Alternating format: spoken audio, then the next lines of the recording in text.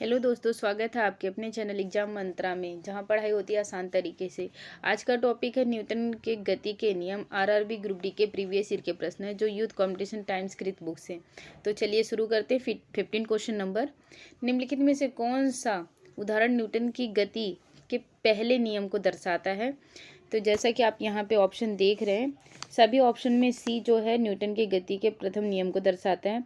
जब एक बस अचानक शुरू होती है तब यात्रियों को पीछे की ओर झटका लगता है, यानी बस आगे की ओर चलती है, यात्रियों को पीछे की ओर झटका लगता है। ये न्यूटन के गति का प्रथम नियम है, यानी जड़त्व का नियम है।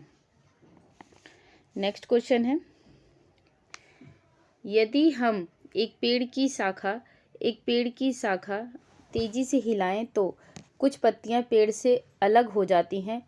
यह डैश के कारण होता है, ये जड़त्व के कारण होता है। Option C. जड़त्व का जैसा कि आपको पहले साझा कर चुके हैं, जड़त्व मतलब होता है कि कोई वस्तु जिस स्थिति में है वो उसी स्थिति में बने रहना चाहती है। अगर गति में है तो गति में बने रहना चाहती है, अगर वह विराम अवस्था में यानी रुकी हुई है तो रुके में ही रहना चाहती है।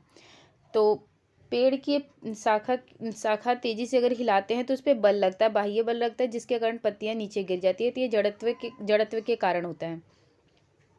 नेक्स्ट क्वेश्चन है, गति का तीसरा नियम डैश और वेग के बीच संबंध प्रदान करता है।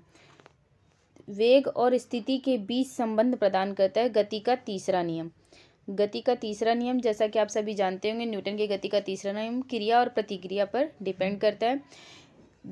जैसा कि नाविक जो होता है, किनारे पर आने के बाद अगर वो बाहर की ओर छलांग लगाता है तो नाव उतना ही पीछे चली जाती है। यह क्रिया प्रतिक्रिया है। रॉकेट का सिद्धांत भी इसी सिद्धांत पर काम करता है, न्यूटन के गति के तीसरे नियम पर।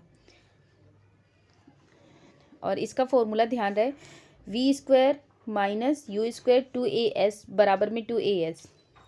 नेक्स्ट क्वेश्चन है, 3 kg की एक पिस्तौल से 180 मीटर सेकेंड इनवर्स 1 वेग से एक 40 ग्राम की गोली क्षैतिज रूप से चलाई जाती है।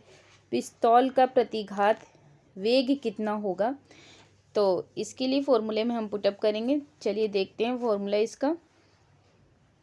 फॉर्मूले जैसा कि यहाँ पे mv कैपिटल mv और बराबर इक्वल माइनस स्मॉल mv का फॉर्मूला पुटअप करेंगे। कैपिटल mv जो है पिस्तौल का संवेग बराबर माइनस mv गोली के संवेग को यहाँ पर दर्शाता है। और जब हम इसमें वैल्यू पुटअप करेंगे तो हमें प्राप्त होगा, जो जैसा कि पिस्तौल का जो वेग होगा पीछे से हटती है तो बराबर में -2.4 मीटर पर सेकेंड होगा आंसर। तो जैसा कि ऑप्शन सी होगा, ध्यान रहे, और आंसर -2.4। नेक्स्ट क्वेश्चन है, गति का दूसरा नियम संवेग से संबंधित है। संवेग जैसा कि आप फॉर्मूला जानते होंगे, F बराबर होता है ma के। m है मास को दर्शाता है और a एक्सेलरेशन यानी त्वरण को दर्शाता है। और जैसा कि आप सभी जानते ही होंगे कि जो m है, m यानी मास का एसआई यूनिट जो है kg है, और जो त्वरण का एसआई यूनिट है मीटर पर सेकेंड स्क्वायर है। नेक्स्ट क्वेश्चन है, न्यूटन का गति का दूसरा नियम यहाँ पे ऑप्शन दिए हुए हैं, तो सबसे उचित ऑप्शन होगा बल के प्रभाव को समझने में सहायक है। न्यूटन का गति का दूसरा नियम बल के प्रभाव को समझने में सहायक है। किसी वस्तु पर हम जिस दिशा में बल लगाते हैं और वो उसका द्रव्यमान जितना होता है तो उतनी ही तेजी से वो गति करती है, तो ये बल के प्रभाव को समझने में सहायक होती है। जैसा कि आपको पहले फॉर्मूला बता चुके हैं कि F बराबर ma होता है, ये फॉर्मूला ध्यान रहे। और m यानी द्रव्यमान, a मीन्स त्वरण होता है। त्वरण आप सभी को पता ही होगा कि वेग में परिवर्तन की दर को त्वरण कहते हैं। यानी किसी भी स्पीड को बढ़ाते हैं, जब वेग को बढ़ाते हैं, स्पीड को बढ़ाते हैं, बढ़ना स्पीड बढ़ भी सकती है, घट भी सकती है, इसे ही हम त्वरण कहते हैं। त्वरण को मंदन यानी मतलब मंदन के रूप में भी कहते हैं, क्योंकि ये माइनस में भी इसकी वैल्यू आती है त्वरण में। नेक्स्ट क्वेश्चन है, समीकरण 21 क्वेश्चन है, F बराबर ma को न्यूटन के डैश नियम, तो न्यूटन का द्वितीय नियम है। नेक्स्ट क्वेश्चन है, निम्नलिखित में से कौन सा कथन न्यूटन के गति के तीसरे नियम तो जैसा कि आपको पहले बता चुके कि न्यूटन का जो बल होता है विपरीत दिशा में लागू होता है। बल एक ही निकाय पर, अलग अलग निकाय पर नहीं, एक ही निकाय पर। 1 सेकेंड, यहाँ पे ऑप्शन में ध्यान रहे कि यहाँ पे दोनों ऑप्शन ऑलमोस्ट सेम है, दोनों में विपरीत दिशा है, इसमें भी विपरीत दिशा है, लेकिन एक ही निकाय नहीं, अलग अलग निकाय पर। जैसे कि नाव और नाविक, उसमें बैठा हुआ नाविक, अगर नाविक आगे की ओर जाता है तो नाव पीछे की ओर आती है। तो दो अलग अलग निकाय हैं, दो अलग अलग सोर्स हैं, तो इस चीज़ का ध्यान रहे, तो इस कारण से ऑप्शन सी होगा। नेक्स्ट क्वेश्चन है, न्यूटन के गति के नियमों का प्रकाशन वर्ष क्या था। उन्होंने न्यूटन की गति, जो न्यूटन थे उन्होंने गति को नियम जो दिया था, तो इसका आंसर है 1687 में दिया था उन्होंने, ध्यान रहे ईयर 1687। नेक्स्ट क्वेश्चन है, गति का प्रसिद्ध नियम डैश ने दिया था, तो आप सभी जानते हैं न्यूटन ने दिया था गति से संबंधित नियम।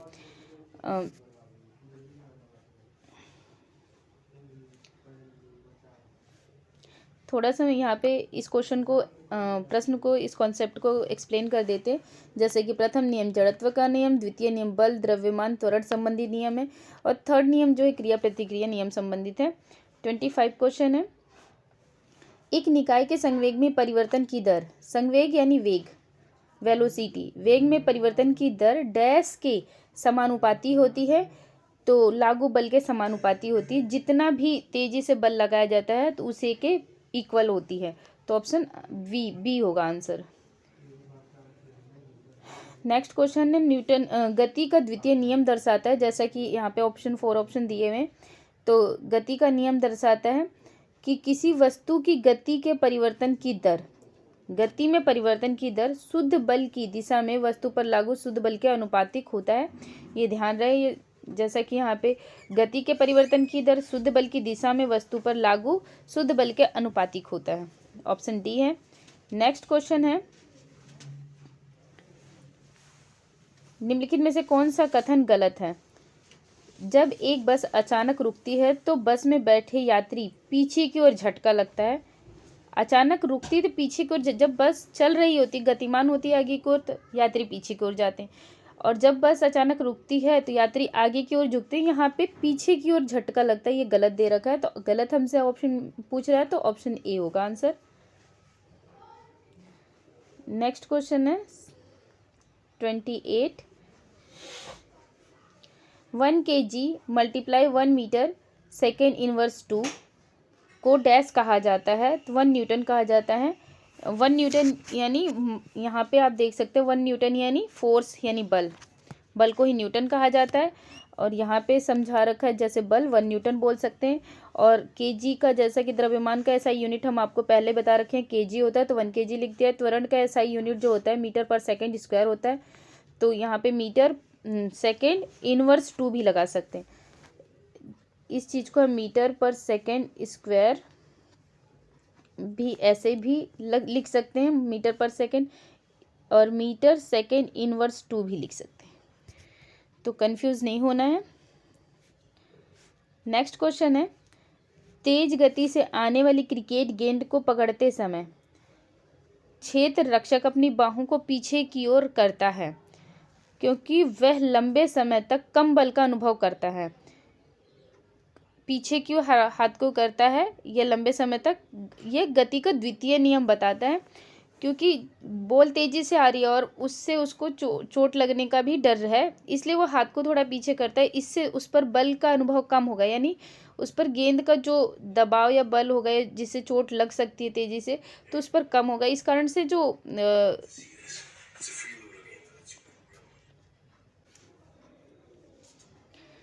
क्योंकि वह लंबे समय तक, ऑप्शन सी होगा आंसर, और गति का द्वितीय नियम को दर्शाता है।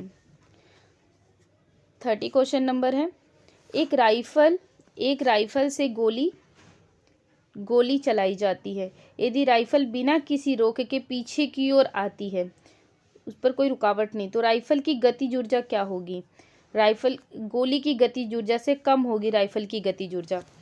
क्योंकि जो गोली का द्रव्यमान बहुत कम होता है पर उसकी गति बहुत ज़्यादा होती है, क्योंकि जिसका द्रव्यमान बहुत कम होगा उसकी गति ज़्यादा होगी, जबकि राइफल का द्रव्यमान बहुत अधिक होता है।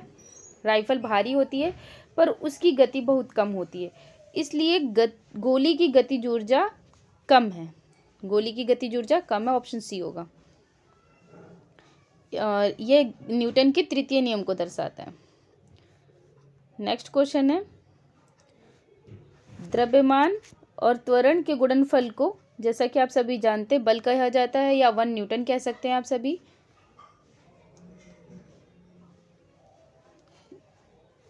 निम्नलिखित में से कौन सा उदाहरण न्यूटन के गति के विषयक तृतीय नियम की व्याख्या करता है? तो रॉकेट लॉन्च करना और जो क्रिकेटर होते हैं या बॉलर, मतलब जो कैच करते हैं, कोई भी बॉल को कैच करता है,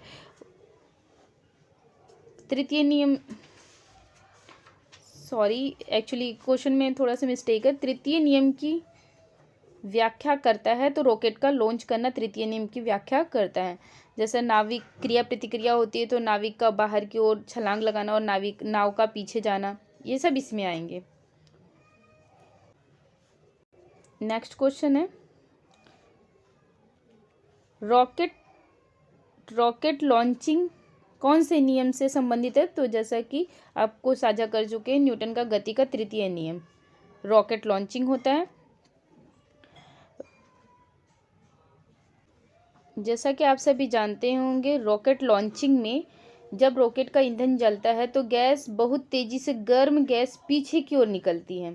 गर्म गैस, ये गैस जो होती है विपरीत दिशा में बल लगाती है, जिससे रॉकेट आगे की ओर बढ़ता है। और जितनी अधिक गैस मतलब नीचे की ओर निकलती है तेजी से, उतनी ही रॉकेट तेजी से ऊपरी दिशा में यानी विपरीत दिशा में गतिमान होती है। नेक्स्ट क्वेश्चन है,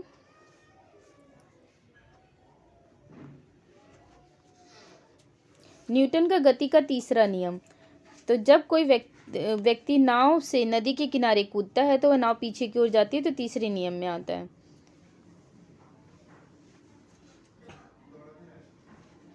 नेक्स्ट क्वेश्चन है 35 क्वेश्चन नंबर, निम्नलिखित में से कौन सा न्यूटन के गति के तीसरे नियम को दर्शाता है?